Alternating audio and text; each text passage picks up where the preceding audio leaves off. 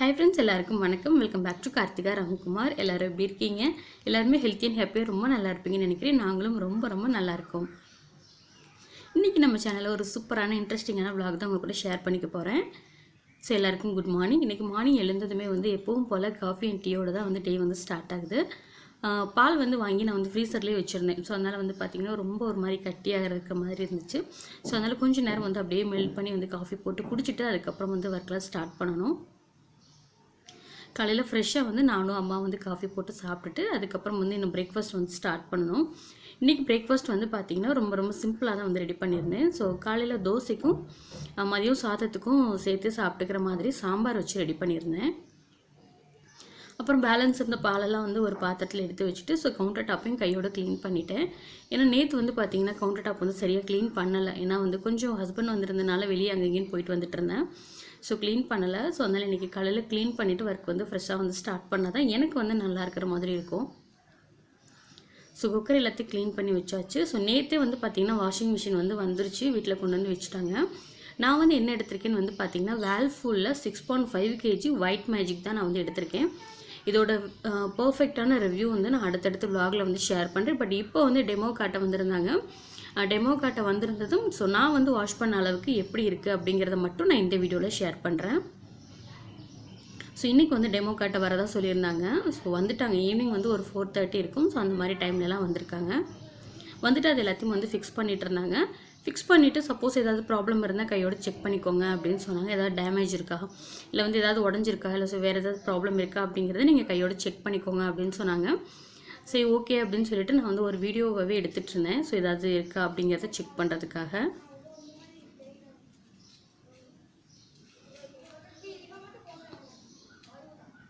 So நான் எடுத்த brand பாத்தீங்கன்னா வேர்ல்பூல்ல 6.5 kg ஒயிட் மேஜிக் கிளாசிக் எடுத்துறேன். சோ ரொம்ப சூப்பரா இருக்கு. நான் கிட்டத்தட்ட ஒரு 4 days கிட்ட நான் யூஸ் பண்ணிட்டு தான் இந்த வீடியோ சொல்றேன். ரொம்ப சூப்பரா இருக்கு. நல்ல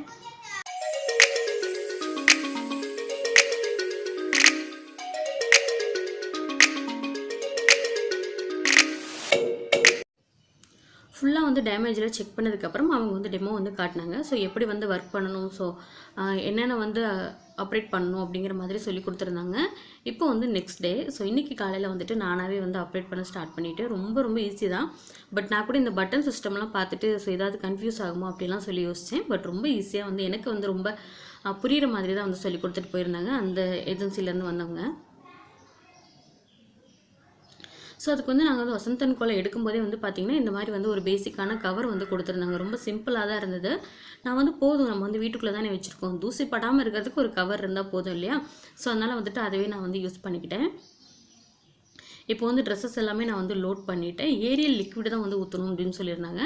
பட் ஏரியல் அப்படிங்கிறது என்னோட சூசிங் பிராண்ட். பட் நம்ம என்ன பிராண்ட் வேணாலும் நம்ம யூஸ் பண்ணிக்கலாம்.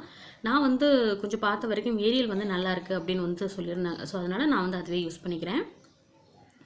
பட் இதுல கண்டிப்பா லிக்விட் தான் யூஸ் பண்ணனும். பவுடர் யூஸ் பண்ண கூடாது அப்படினு மட்டும் சொல்லிருந்தாங்க. லிக்விட் பாத்தீங்கன்னா நமக்கு எந்த அளவுக்கு தேவையோ அந்த அளவுக்கு நான் ஃபில் பண்ணிக்கிறேன். ஃபில் பண்ணிட்டு சோ நமக்கு இதுல சொல்லி கொடுத்துருவாங்க. நீங்க என்ன பட்டன் ஸ்டார்ட் பண்ணனும் அப்படிங்கற மாதிரி சொல்லி கொடுத்துருவாங்க. ரொம்ப ஈஸி தான். சோ ப்ரோகிராம் செட் பண்ணனும். எப்படி ப்ரோகிராம் செட் பண்ணனும், பவர் ஆன் பண்ணி ஸ்டார்ட் பண்ணனும் அப்படிங்கற மாதிரி சிம்பிளா அவங்களே நமக்கு புரியுற மாதிரி சொல்லி கொடுத்துருவாங்க. பட் எனக்கு ஃபர்ஸ்ட் போடும்போது 2-3 டவுட் இருந்தது. அப்புறம் நான் திரும்ப அந்த பிரதர்க்கே நான் கால் பண்ணி கேட்டேன். சோ அவங்க ஃபோன்லயே எனக்கு எக்ஸ்பிளைன் பண்ணாங்க. அதே மாதிரி நான் ஃபாலோ பண்ணிக்கிட்டேன். பட் ரொம்ப ஈஸியான விஷயம் தாங்க இதெல்லாம். சோ Dress இப்போ எல்லாமே நல்லா லோட் பண்ணிட்டு லிக்விடுமே ஃபில் பண்ணிட்டேன். இப்போ நெக்ஸ்ட் வாஷ் பண்ண அதுவே ஸ்டார்ட் ஆயிடும். நான் பாத்தீங்கன்னா எடுத்தது என்ன பிராண்ட் என்ன இதுன்னு பாத்தீங்கன்னா ஆட்டோமேட்டிக் தான் எடுத்துர்க்கேன். சோ தனித்தனியா நம்ம செமி ஆட்டோமேட்டிக் நம்ம இது ஃபுல்லி ஆட்டோமேட்டிக் எப்படி வேணா எடுத்துக்கலாம். பட் நான் சூஸ் பண்ணது ஃபுல்லி ஆட்டோமேட்டிக் தான். ஏன்னா நம்ம இதெல்லாம் லைஃப்ல ஒன்ஸ் தான் நம்ம எடுக்க போறோம். சும்மா நம்ம மாத்த போறது இல்ல. சோ அதனால ஒன்ஸ் தான் எடுக்கறோம். சோ அத உருப்படியா எடுத்துறலாம் அப்படினு சொல்லிட்டு தான் நான் ஃபுல்லி ஆட்டோமேட்டிக் நான் செலக்ட் பண்ணேன்.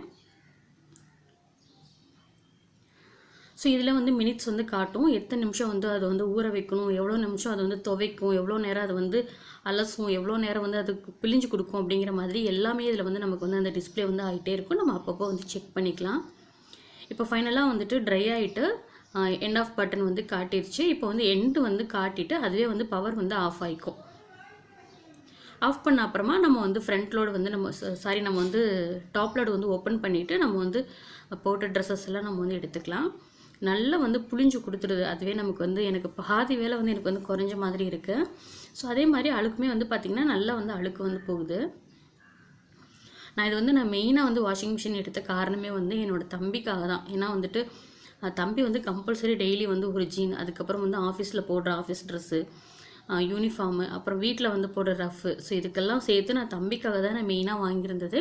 பட் நல்லா வந்து அழுக்கு வந்து போகுது. ஸோ இப்போ வந்து ஃபைனலாக வந்து அந்த ப்ரோக்ராம் கொடுத்து நான் வந்து ட்ரை பண்ணி முடிச்சிட்டேன். ஸோ இவ்வளோ தான், வந்து ரொம்ப சிம்பிள் தான். இதோட ஃபுல் ரிவ்யூ நான் நல்லா யூஸ் பண்ணி பார்த்துட்டு நான் வந்து ப்ளஸ் ஆர் மைனஸ் என்ன அப்படிங்கிறத நான் ஃப்யூச்சர் vlogல அப்லோட் பண்ணுறேன். இப்போ அம்மா வந்து மதியானம் பிரேக்ஃபாஸ்ட் வந்து செய்யறதுக்கு ஸ்டார்ட் பண்ணிட்டாங்க. இன்றைக்கி வந்து தம்பிக்கு வந்து கொஞ்சம் கோல்டாக இருந்தது. ஸோ அதனால் வந்து எனக்கும் தம்பிக்கும் அம்மா எல்லாத்துக்குமே வந்து கொஞ்சம் கோல்டு இருக்கிற மாதிரி இருந்தது. ஸோ அதனால் இன்றைக்கி வந்து லஞ்ச் வந்து பார்த்திங்கன்னா அம்மா வந்து நெத்திலி கருவாடு குழம்பு வைக்கலாம் அப்படின்னு சொன்னாங்க. ஏன்னா வந்து நமக்கு கோல்டு இருந்தது அப்படின்னாலே நம்ம நார்மலாக வந்து கருவாடு குழம்பு எடுத்துக்கிட்டோம் அப்படின்னா நல்லா வந்து கிளியர் பண்ணி கொடுக்கும் அப்படின்னு சொல்லுவாங்க.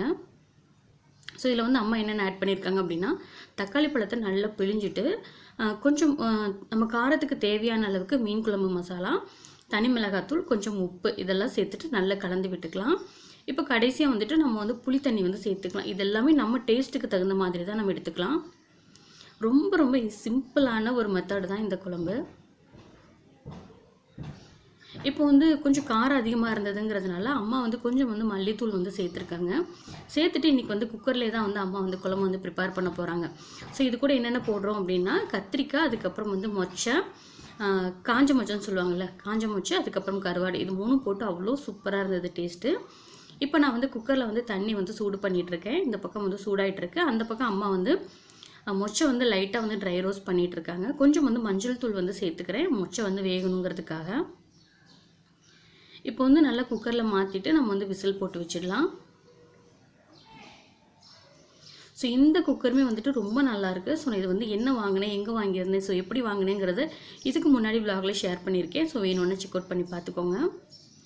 இப்போ வந்து குழம்பு வந்து ரெடி ஆகிட்டுருக்கு. ஸோ இப்போ மாவு வந்து கொஞ்சம் தீந்துருச்சு வீட்டில். ஸோ மாவு வந்து ஆட்டணுங்கிறதுனால ஸோ உளுந்தெல்லாம் கொஞ்சம் வந்து தீர்ந்திருந்தது. அதையும் கையோடு வந்து ரீஃபில் பண்ணிவிட்டு அரிசி உளுந்து இன்றைக்கி வந்து ஊற போட்டுக்க போகிறேன். ஏன்னா ஈவினிங் வந்து எனக்கு ஆட்டுறதுக்கு வந்து டைம் வந்து கரெக்டாக இருக்கும். உளுந்து வந்து பார்த்திங்கன்னா நான் வந்து 1.25 கப் அளவுக்கு நான் வந்து எடுத்துக்கிறேன். நான் வந்து எப்போவுமே வந்து பார்த்திங்கன்னா ரேஷன் அரிசியில் தான் நான் வந்து அரிசி தோசைக்கெலாம் நான் வந்து ஆட்டிக்குவேன். இட்லி தோசைக்கு நான் வந்து ஆட்டிப்பேன். உளுந்து வந்து 1.25 கப் வந்து சேர்த்துக்கிறேன். வெந்தயம் வந்து ஒரு 4 ஸ்பூன் அளவுக்கு நான் வந்து சேர்த்துக்கிறேன். சேர்த்துட்டு எல்லாத்தையும் நல்லா கலந்துட்டு நல்லா ஊற வச்சிடலாம்.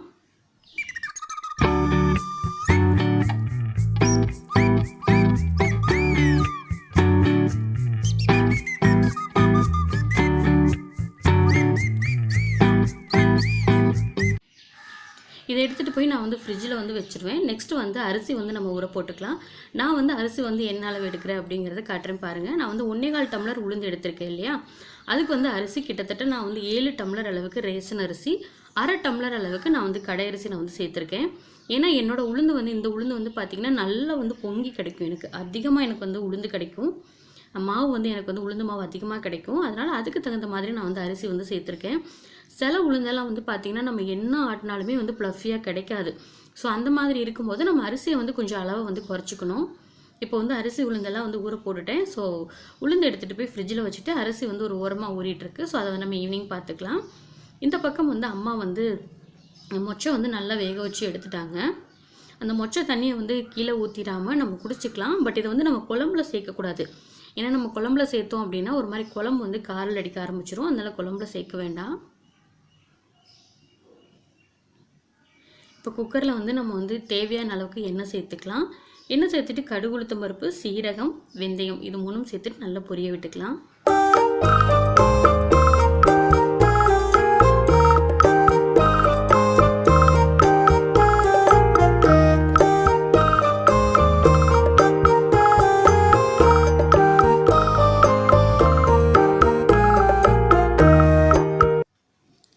கொஞ்சம் கருவேப்பிலை சேர்த்துட்டு நல்லா பொரிஞ்சதுக்கப்புறமா கட் பண்ணி வச்சுருக்க ஒரே ஒரு பெரிய வெங்காயம் சேர்த்து நல்லா வதக்கி விட்டுக்கலாம்.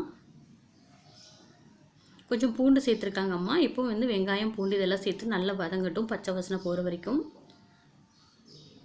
இப்போ அதுக்கப்புறம் வந்து கத்திரிக்காய் வந்து தேவையான அளவுக்கு நம்ம எந்த அளவுக்கு கத்திரிக்காய் நமக்கு தேவையோ அந்த அளவுக்கு நம்ம சேர்த்துக்கலாம். ஏன்னா வந்து இன்றைக்கி வந்து மொச்சையை நாங்கள் வந்து சேர்த்துருக்கோம் அப்படிங்கிறதுனால கத்திரிக்காய் வந்து கொஞ்சமாக தான் வந்து அம்மா சேர்த்துருக்காங்க.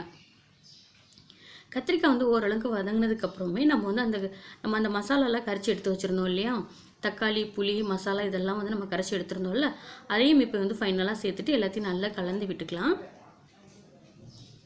இது வந்து நம்ம வந்து மூடி போடணும் அப்படிங்கிறது இல்லை, நம்ம அப்படியே வந்து ஜஸ்ட் ஒரு நார்மலான ஒரு தட்டு மட்டும் போட்டு மூடி வச்சிடலாம். இது கொஞ்சம் நேரம் நல்லா கொதிக்கட்டும்.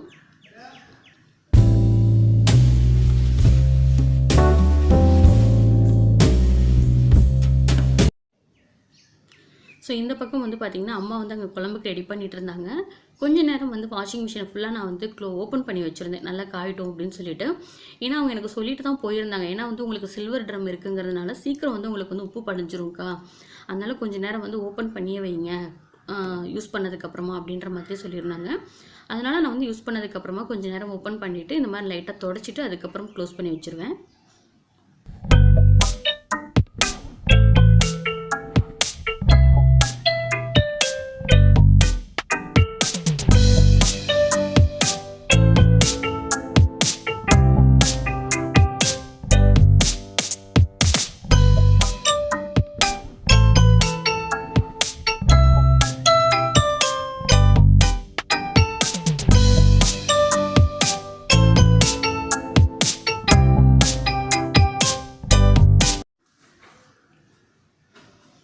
இப்போ எல்லாத்தையும் நல்லா தொடச்சி காய வச்சு மூடி வச்சிடலாம். நான் நெக்ஸ்ட் டே தான் இதை வந்து ஓப்பன் பண்ணுவேன்.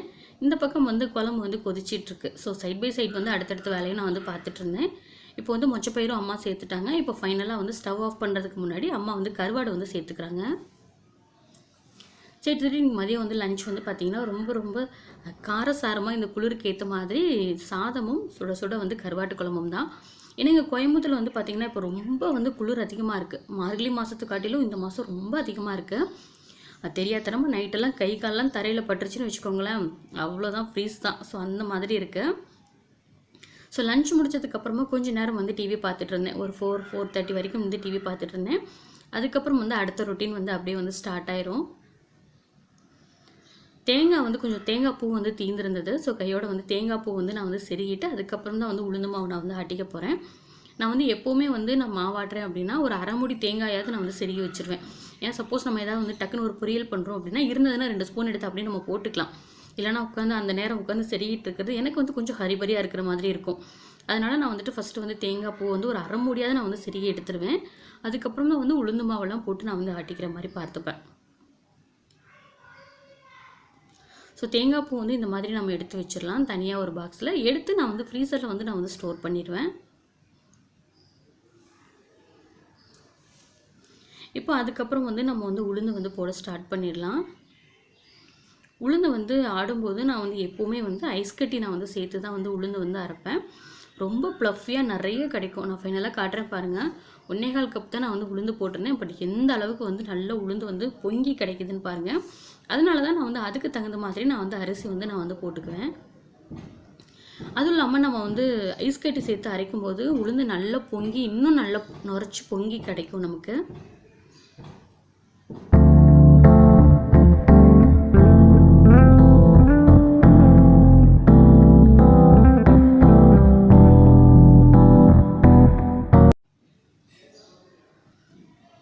இப்போ வந்து ஃபைனலாக வந்து நம்ம அரிசி மாவு போட்டுட்டோம் அப்படின்னா மாவாட்டுற வேலை வந்து முடிஞ்சுது. இன்றைக்கி நைட்டு தோசை ஊற்றுறதுக்கு மட்டும் நான் வந்து உப்பு போட்டு கரைச்சி தனியாக எடுத்து வச்சுருவேன்.